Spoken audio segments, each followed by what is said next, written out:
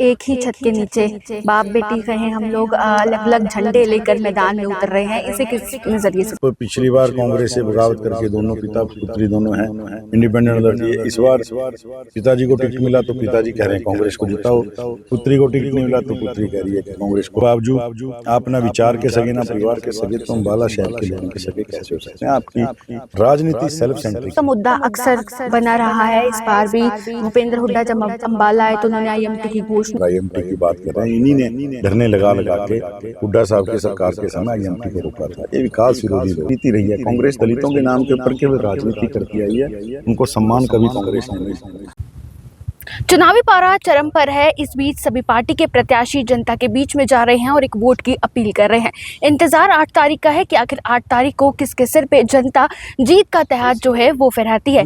इस बीच आज हमारे साथ बातचीत करने के लिए मौजूद हैं, अम्बाला शहर से 2 बार विधायक हैं और इस बार भी भाजपा ने इन्हें मैदान में जो है वो उतारा है, असीम गोयल जी। तो सर सबसे पहले तो स्वागत करते हैं।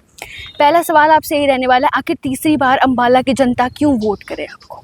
देखिए, अम्बाला के अंदर जो 10 सालों के अंदर 72 ऐसे बड़े काम जो 50 सालों के लिए कांग्रेस के विजन नहीं था कभी, वो हमने शुरू किए। कुछ कंप्लीट हो गए हैं, कुछ चल रहे हैं और बड़ी परियोजना इस बार हमारी IMT चाहे क्लॉथ पार्क और अम्बाला नहीं, मैं तो हरियाणा के लिए कहना चाहता हूँ, एक ट्रेंड रहा है सेंटर के साथ हरियाणा बहुत ज़्यादा अलाइंड रहा है, क्योंकि 58 साल हरियाणा को बने हुए हैं। 56 साल वो सरकारें रही हैं हरियाणा में जो केंद्र के अंदर रही हैं, यानी जो विकास है, विकास की राजनीति के लिए अम्बाला वोट करें। और दूसरी बात, जो सामने प्रत्याशी हैं, अगर उनके बारे में आप देखेंगे, अम्बाला बहुत शांति वाला शहर रहा है, व्यापारियों का शहर है और बड़ा आज तक कभी यहाँ पर ऐसी घटनाएं नहीं हुई। लेकिन जो सामने प्रत्याशी हैं उनका अगर हम इतिहास देखें, जिस प्रकार से उनकी राजनीति का स्टाइल रहा है, तो वो कभी भी अम्बाला शहर के लोगों के लिए स्वीकार्य नहीं होता। इस बार शहर की शांति के लिए, बच्चों के फ्यूचर के लिए और अच्छी डेवलपमेंट के लिए और शहर भाईचारे के नाते आगे बढ़ता रहे, इसके लिए ही अम्बाला शहर के लोग वोट करें। देखिए, हर नेता विकास के मुद्दे को लेकर जनता के बीच जाता है, तो इस तीसरी बार में आप किस प्रकार का विकास जो है वो अम्बाला में करवाने वाले? जैसा हमने एक अपनी बुकलेट भी छुपाई और मैंने कहा कि 72 बड़ी परियोजनाएं जो 50 सालों के लिए हैं वो हमने करवाया। इस बार अम्बाला के अंदर एयरपोर्ट आया, अम्बाला के अंदर रेलवे स्टेशन का बिल्कुल जीर्णोद्धार हुआ है और हाईवेज़ के नाते बड़ा कमाल जो है, अम्बाला से 6 हाईवेज़ निकले, यानी ट्रांसपोर्ट के जो तीनों मोड हैं, तीनों के अंदर अम्बाला बहुत आगे बढ़ा है और आने वाले समय में सेंटर के बड़े प्रोजेक्ट्स और जिस प्रकार मैंने कहा है कि इंडस्ट्रियल हब बनाने के लिए, बिजनेस हब बनाने के लिए, अम्बाला के अंदर एम्प्लॉयमेंट की अपनी जनरेशन हो, हमारे यहाँ के बच्चों को टेक्नोलॉजी के नाते US, बेंगलोर या हैदराबाद ना जाना पड़े, यहाँ क्लॉथ पार्क और IMT के अंदर MNCs आएँ और उनको उनके स्तर की नौकरियाँ मिलें। तो ये हमारा जो है इस 5 सालों का विज़न है। अम्बाला के अंदर से जो बड़ा ड्रेनेज का सिस्टम है, जो एक अभी बादल फटने जैसी स्थिति हर बार बन रही है पिछले 2-3 साल से, उससे हम निजात दिलाने के लिए सेंटर से एक अच्छा फंड लेके जो है यहाँ पर एक बड़ा प्रोजेक्ट लेकर आए। ये हमारे जो है इस बार के प्रमुख मुद्दे। देखिए, शहर की स्थिति की बात की आपने, जब भी बारिश आती है आप भी शहर के हालात देखते हैं, तो उसको दूर करने के लिए पहले क्या कुछ किया गया और अब क्या कुछ किया जा रहा है? पहले जो भी आम एक शहर है वो 30 mm से ज़्यादा की बरसात नहीं झेल सकता। आप 3 साल से पहले के ट्रेंड में जाएंगे तो नॉर्मल बरसात होती थी। हरियाणा के अंदर सबसे ज़्यादा डिस्पोजल्स और TPS अगर पास हुए हमारे शहर में हुए। आज से 3 साल पहले जो पानी 4-4 दिन नहीं उतरता था वो 1 दिन में उतरना शुरू हुआ, जो 1 दिन नहीं उतरता था वो 6-6 घंटे में उतरना शुरू हुआ। लेकिन अब जिस प्रकार से एक तरह से बादल फटता है, 3 साल से पूरे वर्ल्ड के अंदर ही बरसात का ट्रेंड बदल गया है। कल भी अगर आप माने तो 2 घंटे के अंदर 100 से ज़्यादा mm बरसात पड़ी, यानी 3 दिन की बरसात 2 घंटे में पड़ गई। तो हम उसकी रेमेडी भी करेंगे और उसको लेके भी आगे जो हमारा एक बड़ा प्रोजेक्ट है जो सेंटर से हम अप्रूव कराएंगे वो हमारे दिमाग में, और निश्चित रूप से इस प्लान के अंदर अम्बाला वालों को एक पानी से सुरक्षित जो है शहर में। देखिए, विपक्ष की मैं बात करूं तो विपक्ष जो है वो इस जलभराव को मुद्दा बना रहा है फिलहाल, तो उस हिसाब से आपको क्या लगता है, कैसे आप इनकाउंटर करेंगे, कैसे जनता के सवाल का जवाब जो है वो आप देंगे? हमने जिस प्रकार से रेमेडीज़ की हैं हम वो रखेंगे। और दूसरी बात, इनकी सरकारें 30 साल तक हरियाणा में रही हैं, अम्बाला में रहे हैं, क्या इन लोगों ने पहले किया आपके सामने है। अम्बाला शहर के अंदर जल भराव की समस्या बहुत पहले से है।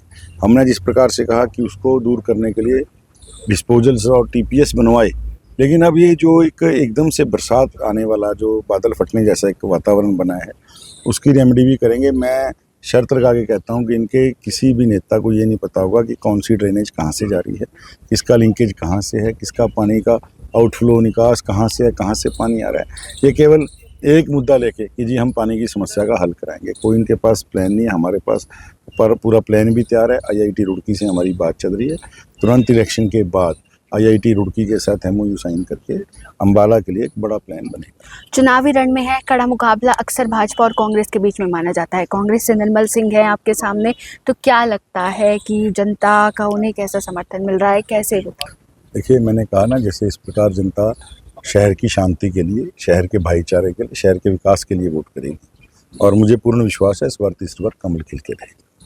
इसके आगे अगर हम लोग बात करें, देखिए एक ही छत के नीचे बाप बेटी कहें हम लोग अलग अलग झंडे लेकर मैदान में उतर रहे हैं, इसे किस नज़रिए से देख रहे हैं? देखिए, ये लोग हैं, सब जानते हैं, पब्लिक है। 5 सालों में आपने 5 बार कांग्रेस से अपनी खुद की पार्टी बनाई, उसके बाद आप आम आदमी में चले गए, फिर कांग्रेस में आ गए। लोग सब जानते हैं आपकी राजनीति का मोटिव क्या है, एजेंडा क्या है। आप पिछली बार कांग्रेस से बगावत करके दोनों पिता पुत्री दोनों हैं इंडिपेंडेंट लड़ लिए। इस बार पिताजी को टिकट मिला तो पिताजी कह रहे हैं कांग्रेस को जिताओ, पुत्री को टिकट नहीं मिला तो पुत्री कह रही है कि कांग्रेस को हराओ। आप एक ही परिवार में एक ही छत के नीचे रहते हैं, अपने इलेक्शन की जो स्ट्रेटेजी है उसको कॉमन साझा करते हैं, उसके बावजूद आप ना विचार के सगे ना परिवार के सगे, तो अंबाला शहर के लोगों के सगे कैसे हो सकते हैं? आपकी राजनीति सेल्फ सेंट्रिक है सिर्फ, और लोगों से कुछ लेना देना। आईएमटी का मुद्दा अक्सर बना रहा है। इस बार भी भूपेंद्र हुड्डा जब अंबाला आए तो उन्होंने आईएमटी की घोषणा की। पिछले कई बार से मैं कहूँ ये जुमला जो है वो जनता को दिया जा रहा है, क्या ये जुमला ही रहेगा इस बार? जो लोग अभी आपके सामने चुनाव लड़ रहे हैं और आईएमटी की बात कर रहे हैं, इन्हीं ने धरने लगा लगा के हुड्डा साहब की सरकार के समय आईएमटी को रोका था। ये विकास विरोधी लोग हैं। ये कहाँ से आईएमटी की बात, ना ये इनका विजन है ना ये कर सकते हैं। आईएमटी का हमारा सारा मामला तैयार है, लेकिन एज ए मिनिस्टर मुझे केवल 56 दिन वर्किंग मिले और नायब जी ने जिस स्पीड से इस काम को आगे बढ़ाया, मनोहर जी ने मंजूरी दी, मेरे को पूर्ण विश्वास है तीसरी बार सरकार बनते ही बहुत जल्दी महीनों के अंदर जो है आईएमटी जो है हमारी यहाँ स्थापित हो जाएगी। कुमारी शैलजा की बात करें तो उन्हें लेकर एक अभद्र बयान जो है वही उनकी पार्टी के कार्यकर्ता दे रहे हैं। देखिए, ये कांग्रेस की मानसिकता रही है। एक कांग्रेस के अंदर विचार बड़ा नहीं है, संगठन बड़ा नहीं है, कांग्रेस के अंदर व्यक्ति हावी है और व्यक्ति के अंदर भी जिस प्रकार से दबंगई के नाते, एक दलित और महिला होने के नाते कुमारी शैलजा जी को जाति सूचक शब्द कहे गए, उनका अपमान किया गया, उनको प्रताड़ित किया गया। ये कांग्रेस की नीति रही है। कांग्रेस दलितों के नाम के ऊपर केवल राजनीति करती आई है, उनको सम्मान कभी कांग्रेस ने नहीं दिया। और एक उदाहरण नहीं है, मैं बताने लगूंगा तो बहुत लंबा। आज बाबा साहब अम्बेडकर जी की बात करते हैं, उनको चुनाव हराने के लिए कांग्रेस ने एड़ी चोटी का जोर लगाया बाबू ने, उनको टिकट नहीं दी गया। उनको जिस प्रकार से कांग्रेस का राष्ट्रीय अध्यक्ष बनना था उसके लिए उनको अपमानित किया गया। कांग्रेस आज बात करती है संविधान को लेके, दलित साथियों को लेके। कांग्रेस ने तो जो हमारे बाबा साहब भीमराव अम्बेडकर जी हैं उनको प्रताड़ित करने में कोई कसर नहीं रखी। तो कांग्रेस की मानसिकता से सब जानते हैं, केवल इन्होंने दलित साथियों को एज ए वोट बैंक के नाते इस्तेमाल किया। मैं अगर शहर की बात करूं तो शहर में भी कांग्रेस के हुड्डा और शैलजा गुट के कार्यकर्ता कहीं ना कहीं अलग दिखाई दे रहे हैं, सपोर्ट करते एक दूसरे को नहीं दिखाई दे रहे। मैंने तो अक्सर बोलता हूँ, ये इन्होंने नारा दिया इस बार 70 पार, तो 70 ही सीएम के इनके दावेदार हैं। उस प्रकार शहर के अंदर भी 37 लोगों ने अप्लाई किया था, कोई भी एक दूसरे के साथ नहीं है। आप रिजल्ट 8 तारीख को आने दीजिए, आपको कुछ। चलिए एक आखिरी सवाल, क्या मानते हैं जीत का कितना मार्जिन जो है वो रहने वाला? देखिए, मैं इस बारे में कोई ओवर कॉन्फिडेंस नहीं रखता। हम अपना काम कर रहे हैं, बहुत मेहनत से कर रहे हैं, कड़ी मेहनत से। हर कार्यकर्ता अपना पसीना बहा रहा है और पसीने से कमल जरूर खिले। जी शुक्रिया। तो ये थे हमारे साथ असीम गोयल। हालांकि इन्होंने बहुत से मुद्दों को लेकर जवाब दिए हैं, जनता के बहुत से सवाल थे, कईयों के जवाब जो हैं वो भी जनता को मिल चुके हैं।